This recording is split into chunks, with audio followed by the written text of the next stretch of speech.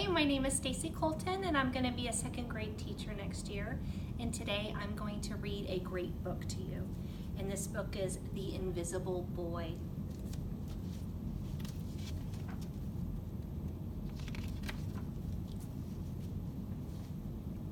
Can you see Brian, the invisible boy? Even Miss Carlotti has trouble noticing him in her classroom. She's too busy dealing with Nathan and Sophie. Nathan has problems with what Miss Carlotti calls volume control. He uses his outside voice inside too much. Sophie whines and complains when she doesn't get her way. Nathan and Sophie take up a lot of space. Brian doesn't. When the bell rings for recess, Micah and JT take turns choosing kids for their kickball teams. The best players get picked first.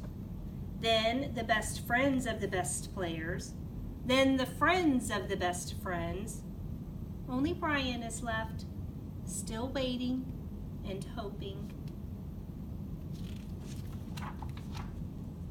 JT glances in Brian's direction and just as quickly looks away. We've got enough players for each team, he tells the others. Let's play ball.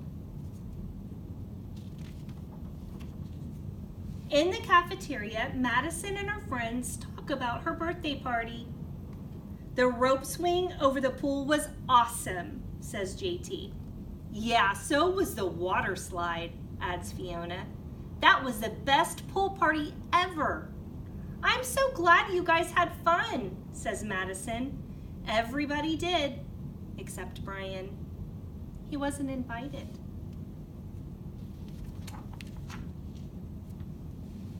At choosing time, while the other kids play board games and read, Brian sits at his table, doing what he loves to do best. He draws fire-breathing dragons, scaling tall buildings. Space aliens locked in intergalactic battles, greedy pirates digging for treasure, and superheroes with the power to make friends wherever they go. On Monday morning, Miss Carlotti introduces Justin, a new student. Brian smiles shyly at him.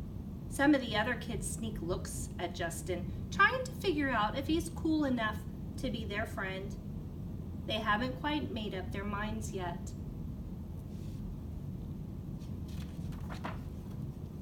At lunch, Madison and JT watch Justin eat with chopsticks. What's that? Asks Madison as she points at Justin's food. And the kids laugh, all of them that is, except Brian. He sits there wondering which is worse, being laughed at or feeling invisible. The next day, when Justin goes to his cubby to put away his backpack, he notices a piece of paper with his name on it. Justin, I thought the bulgogi looked good. Brian. At morning recess, Brian finds a piece of chalk on the ground and starts drawing away. You're Brian, right? Yeah. Thanks for the note. Hey, Justin, Emilio calls out from the tetherball court. You're up next. Sorry, I gotta go, says Justin. By the way, that's a really cool drawing, he adds before taking off. Back in class, Miss Carlotti asked the kids to team up in 2s or 3s for a special project. The kids scurry around the room to pair off. Brian heads toward Justin. I'm already with Justin, says Emilio.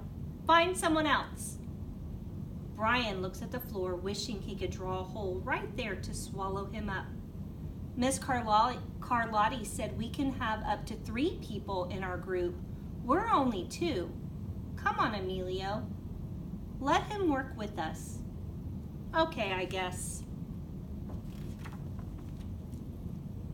Miss Carlotti gives the class directions for the project. Your assignment is to work together to write a story about what you see in that photograph. Use your imagination and have fun.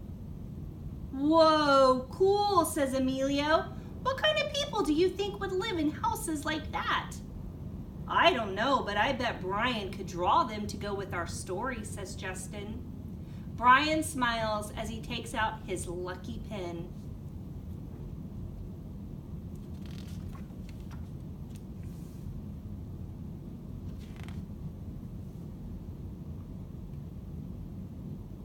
The crooked story he made up on the spot. Here they are with the story. It's lunchtime again, Brian's least favorite part of the day. Another 20 long minutes of kids talking and laughing with everyone else but him. Brian, he hears someone shout. Hey, Brian, over here! Brian turns and sees Justin waving him over. Emilio nods at Brian and he makes room for him at the table.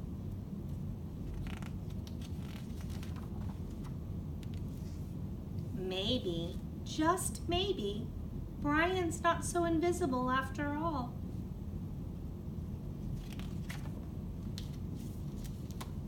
The end.